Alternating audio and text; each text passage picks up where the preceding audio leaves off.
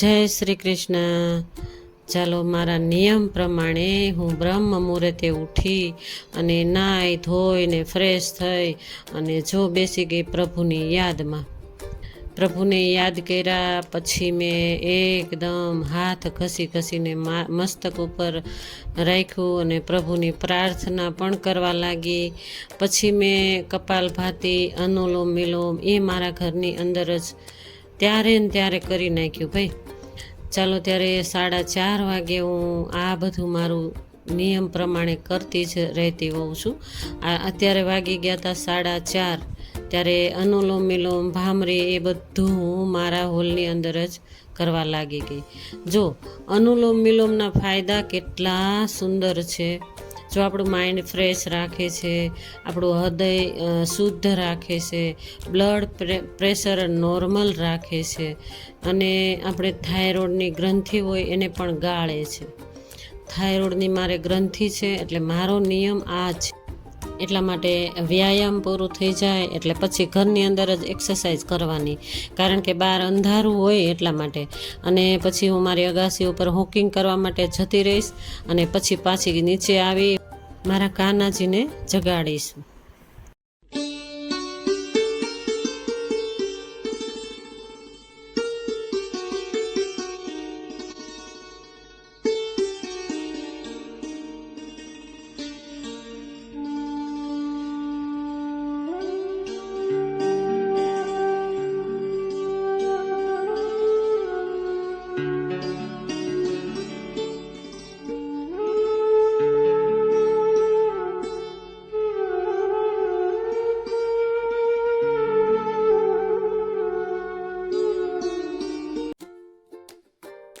Hello, જય Shri Krishna, good morning. કેમ છો બધા? તમે બધા મજામાં હશો. અમે પણ બધા મજામાં, કુશલ મંગલમાં છીએ. ચાલો, નવા દિવસની નવી યાદો, નવી વાતો. નવો જ દિવસ ને રોજે ઉઠીએ એટલે નવો દિવસ શરૂ થઈ જ જાય ભાઈ આપણા માટે. મારા માટે તો એ જ છે કે હું ઉઠું ત્યારે એમ થાય કે નવો દિવસ શરૂ થયો, નવી વાતો, નવી ઉમંગ, ઉત્સાહ એની સાથે જ આપણે શરૂ કરી દેવાનું. બ્રહ્મ મુહૂર્તે તમે આગળ જોયું કે બ્રહ્મ મુહૂર્તે મારી નિયમ પ્રમાણે, નિયમ એટલે કે હું રોજે ઉઠી અને નિયમ પ્રમાણે મારું કાર્ય કરી લઉં. મારા માટે હું વહેલી ઉઠી અને મારું કાર્ય કરી લેતી હોઉં છું. એટલા માટે હું તમને કહું છું કે નિયમ પ્રમાણે મારી એક્સરસાઇઝ ઘરમાં થઈ ગઈ. વ્યાયામ તમને બતાવ્યું એટલે એક્સરસાઇઝ નથી બતાવી, વ્યાયામ બતાવ્યું. હવે ત્યાર પછી હું અગાસીમાં ગઈ. અગાસી ઉપર મારી રીંગણીને પાણી આપી દીધું, અગાસી આખી સાફ કરી નાખી, વોકિંગ કરી નાખ્યું, એક્સરસાઇઝ તો નીચે જ હોલમાં જ કરી નાખી. એ બધું કરી અને હું આવી ગઈ ફળિયામાં આવી અને પછી એમ થયું કે હાલો આપણે પહેલાં નાસ્તો કરી લઈએ, પછી હું આપણે પાન ઝાડની સેવા કરીએ નીચે હોલ. આ ફળિયું તો હજી બાકી જ છે, ફળિયું આખું ભર્યું જ છે. એમ કે કચરો વાળવાનું, ગેલેરીમાં ધૂળ બહુ આવી છે એ વાળવાનું, એ બધું બાકી જ છે. તો ત્યાર પછી એ કામ કરશું અને ત્યાર પછી નાસ્તો તો અત્યારે એમ જ થાય છે કે ઓટ્સ જ લઈ લઈએ, બીજું કાંઈ નથી લેવું. એટલે ઓટ્સનો નાસ્તો કરી અને હું મારું કામ શરૂ કરી દઉં. આ મારું રૂટિન છે રોજની. સવારે ઉઠી અને બપોરના 3 વાગ્યા સુધી હું તમને બતાવવાની કોશિશ કરું છું. એટલે આખો દિવસ જ કહી શકાય, પણ 3 વાગ્યા સુધી કન્ટિન્યુ મારું રૂટિન તમને હું બતાવું છું. જો આખું રૂટિન બતાવીએ તો 2-3 કલાકનું બ્લોગ થઈ જાય.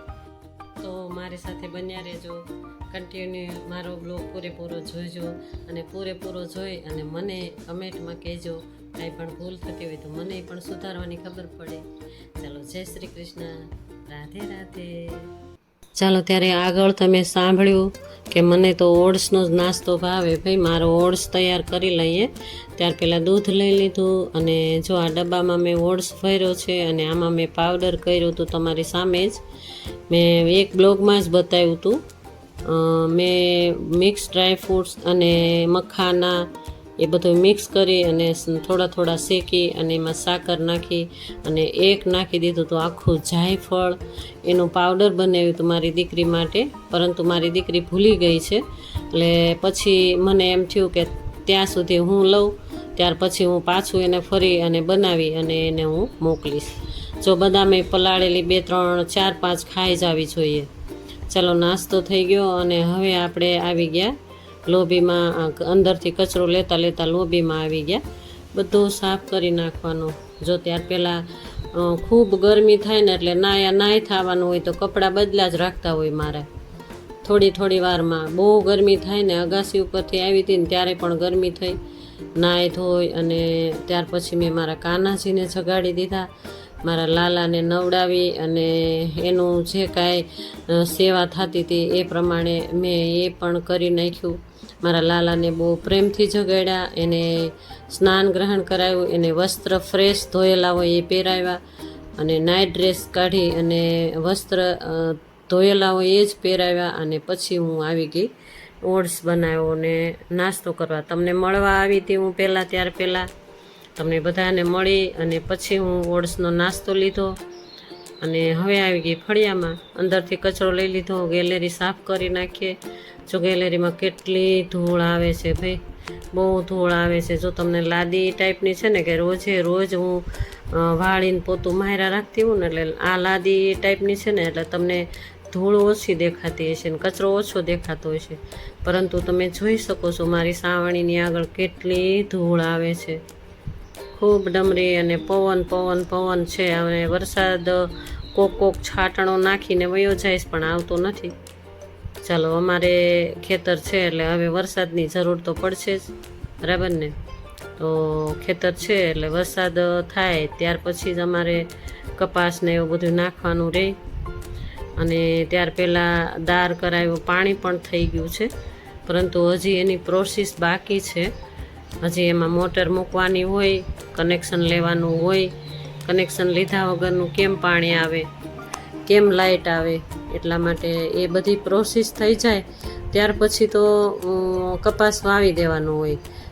એમ કે દાળિયા લોકો નાખી અને વાવી દેવાનું હોય. ચાલો હવે પોતું પણ મારી દઈએ. ફળિયામાંય મારી દીધું, અંદર રૂમની અંદર પણ મારી દીધું. ફળિયામાં છે ને ઘણીવાર પાણીનો વારો ન હોય ને ત્યારે હું પોતું ડોલ ભરી અને ઘસીને આખું ફળિયું સાફ કરી નાખું. આખા ફળિયામાં ધૂળ હોય ને એ બધી આ પોતામાં આવી જાય. તો આ પોતું હું અલગ જ રાખું ફળિયા માટેનું.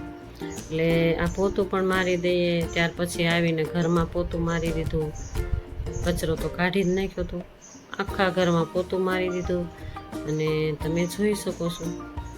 ચાલો, આવું રહ્યું મારું રૂટિન. તમને કેવું લાગ્યું? રૂટિન સારું લાગશે કે નહીં લાગે એ મને ખબર નથી, કારણ કે તમે મારો વિડીયોઝ જોઈ તો લ્યો છો, લાઈક નથી કરતા અને કમેન્ટ નથી કરતા. એટલા માટે મને ખ્યાલ આવે કે તમને ગમતો હોય છે કે નહીં ગમતો હોય મારું રૂટિન, મને એવું જ લાગે. જો તમે કમેન્ટમાં મને કહેશો ને તો મને ખ્યાલ આવશે કે રૂટિન મારું ગમે છે. ચાલો, વિમાનના અવાજ તમને વોઇસ આવશે. ચાલો, કડવું ખાઈએ આજે. જો ક્યારેક અમે મેથી દાણાનું શાક કરીએ ને તો મેથી દાણામાં જે પાણી હોય ને એમનું એમ રહેવા દઈએ.